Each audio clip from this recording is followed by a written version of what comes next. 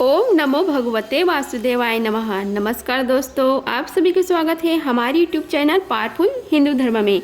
आज हम आप सभी को भादव मास में श्रीमद् महाभागवत पुराण में कथा अध्याय 9 का रसपान कराएंगे, जिसमें वर्णन है भगवान के अवतारों का वर्णन। आइए रसपान कीजिए कथा का। श्री सूत जी कहते हैं कि सृष्टि के आदि में भगवान लोकों के निर्माण की इच्छा होते ही उन्होंने महातत्व आदि से निष्पन्न पुरुष रूप ग्रहण किया। उसमें 10 इंद्रियां, 1 मन और 5 भूत, ये 16 कलाएं थी। उन्होंने कारण जल में शयन करते हुए जब योग निद्रा को विस्तार किया, तब उनके नाभि में सरोवर में से एक कमल प्रकट हुआ और उस कमल से प्रजापतियों के अधिपति ब्रह्म जी उत्पन्न हुए। भगवान के उस विराट रूप से अंग प्रत्यंग में ही समस्त लोगों की कल्पना की गई है। वह भगवान का विशुद्ध सत्वमय श्रेष्ठ रूप है। योगी लोग दिव्य दृष्टि से भगवान के उस रूप का दर्शन करते हैं। भगवान का वह रूप हजारों पैर, जांघें, भुजाएं और मुखों के कारण अत्यंत विलक्षण है। उसमें सहस्त्र सिर, हजारों कान, हजारों आंखें और हजारों नासिका हैं।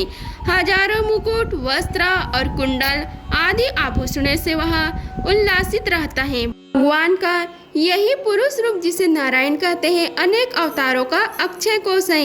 इसी से सारे अवतार प्रकट होते हैं। इस रूप से छोटे अंश देवता, पशु, पक्षी और मनुष्य आदि योनियों की सृष्टि होती है। उन्हीं प्रभु ने पहले कौमार सर्ग में सनक, सनंदन, सनातन और सनत कुमार इन 4 ब्राह्मणों के रूप में अवतार ग्रहण करके अत्यंत कठिन अखंड ब्रह्मचर्य का पालन किया। दूसरी बार इस संसार के कल्याण के लिए समस्त योगियों के स्वामी उन भगवान ने ही रसतल में गई हुई पृथ्वी को निकाल लाने के लिए प्यार से सुखा रूप ग्रहण किया।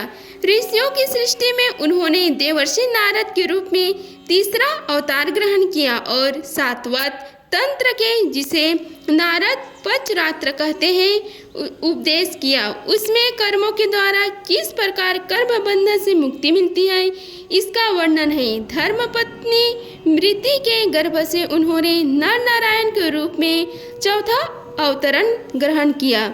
इस अवतरण में उन्होंने ऋषि बनकर मन और इंद्रियों का सर्वथा संयम करके बड़ी कठिन तपस्या की।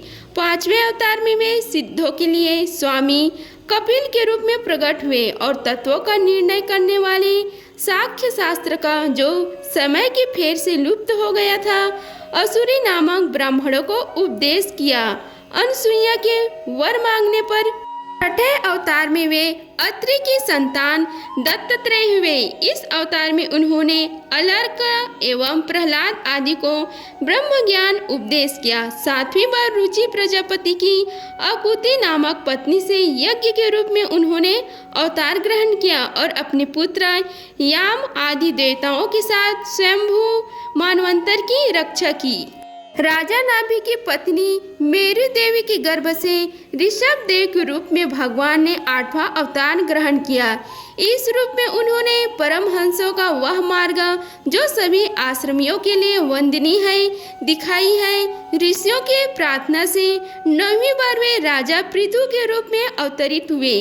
सनक दादी ऋषियों इस अवतार में उन्होंने पृथ्वी से समस्त औषधियों का दोहन किया था। इससे यह अवतार सबके लिए बड़ा ही कल्याणकारी हुआ। चक्षुष मनवंतर के अंत में जब सारी त्रिलोकी समुद्र में डूब रही थी, तब उन्होंने मत्स्य के रूप में 10वां अवतार ग्रहण किया और पृथ्वी रूपी नौका पर बैठकर अगले मनवंतर के अधिपति वैवस्वत मनु की रक्षा की। जिस समय देवता और दैत्य समुद्र मंथन कर रहे थे, उस समय 11 अवतार धारण करके कच्छप रूप से भगवान ने मंदरांचल को अपनी पीठ पर धारण किया। 12वीं बार धन्वंतरी के रूप में अमृत लेकर समुद्र से प्रकट हुए और 13वीं बार मोहिनी रूप धारण करके दैत्यों को मोहित करते हुए देवताओं को अमृत पान पिलाया।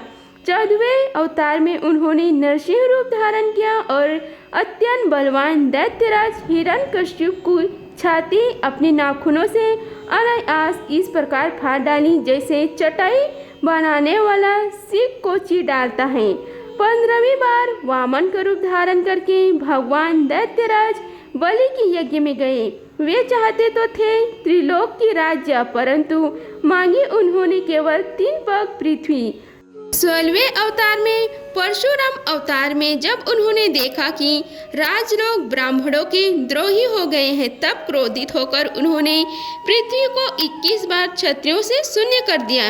इसके बाद 17वें अवतार में सत्यवती के गर्भ से पराशर जी के द्वारा वे व्यास के रूप में अवतरित हुए। उस समय लोगों की समझ और धारण शक्ति कम देखकर अपने वेद रूप वृक्ष की कई शाखाएं बना दी।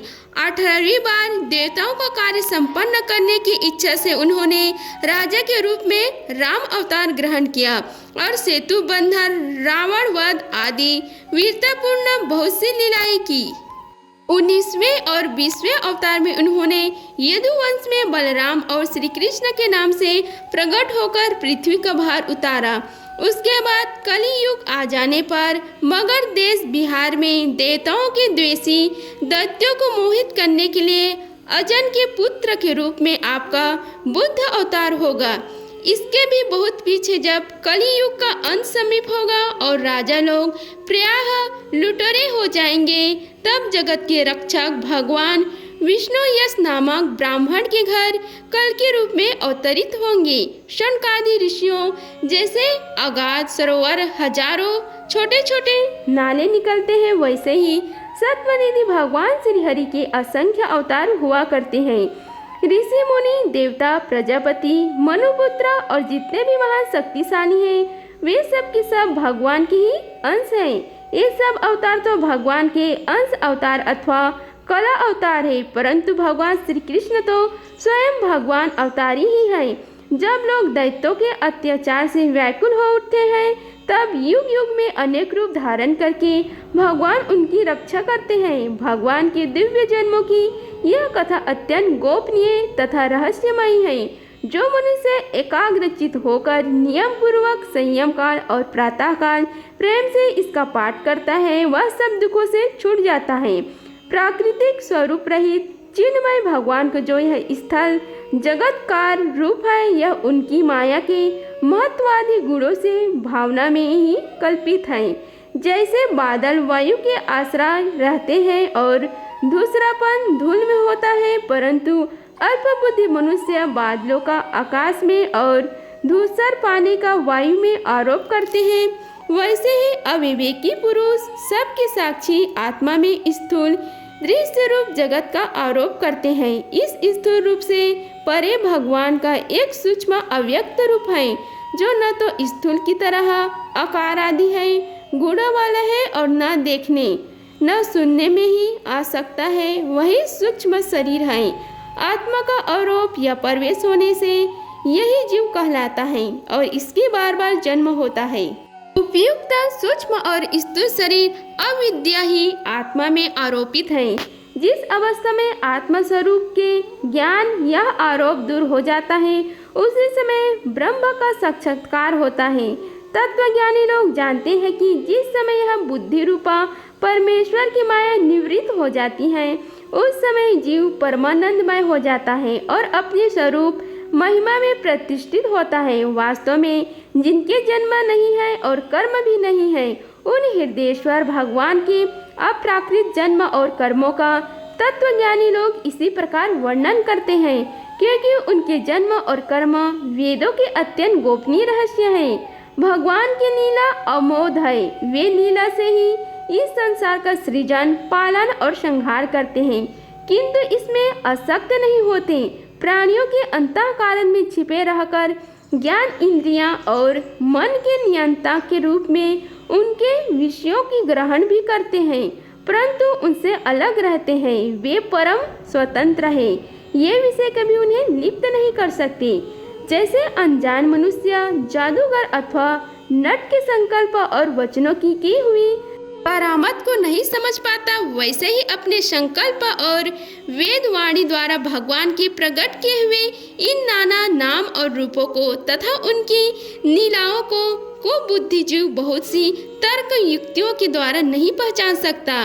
चक्रपाणी भगवान की शक्ति और पराक्रम अनंत है, उनकी कोई था नहीं पा सकता। वे सारे जगत के निर्माता होने पर भी उससे सर्वथा परे हैं। उनके स्वरूपों को अथवा उनके लीला के रहस्यों को वही जान सकता है जो नित्य निरंतर निष्कपट भाव से उनके चरण कमलों की दिव्य गंध का सेवन करता है, सेवा भाव से उनके चरणों का चिंतन करता रहता है।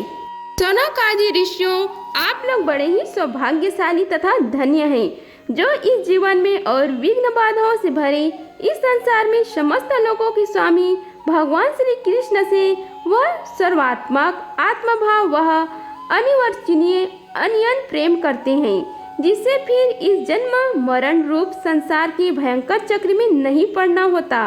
भगवान वेद व्यास ने यह वेदों के समान भागवत चरित्र से परिपूर्ण भागवत नामक पुराण बनाया है। उन्होंने इस अश्लीघनीय कल्याणकारी और महान पुराणों को लोगों के परम कल्याण के लिए अपने आत्मज्ञान शिरोमणि पुत्र को ग्रहण कराया। इसमें सारे वेद और इतिहासों का सार संग्रह किया गया है। सुखदेव जी ने राजा परीक्षित को यह सुनाया था। उस समय वे परमहंसियों से घिरे हुए अमरण अनुवासक व्रत लेकर गंगा तट पर बैठे हुए थे। भगवान श्री कृष्ण जब धर्म ज्ञान आदि के साथ अपने परम धाम को पधार गए, तब इस कलियुग में जो लोग अज्ञान रूपी अंधकार से अंधे हो रहे हैं, उनके लिए यह पुराण रूपी सूर्य इस समय प्रकट हुआ।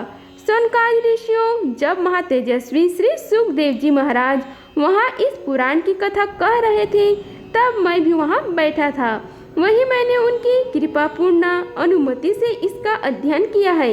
मेरा जैसा अध्ययन है और मेरी बुद्धि ने जिस प्रकार इसको ग्रहण किया है, उसी के अनुसार इसे मैं आप लोगों को सुनाऊंगा। इति श्री मद्भागवत महापुराणे परमहंस्य संहिताएं प्रथम स्कंधे श्री नमस्य उख्यान तृतीय अध्याय समाप्त हुआ।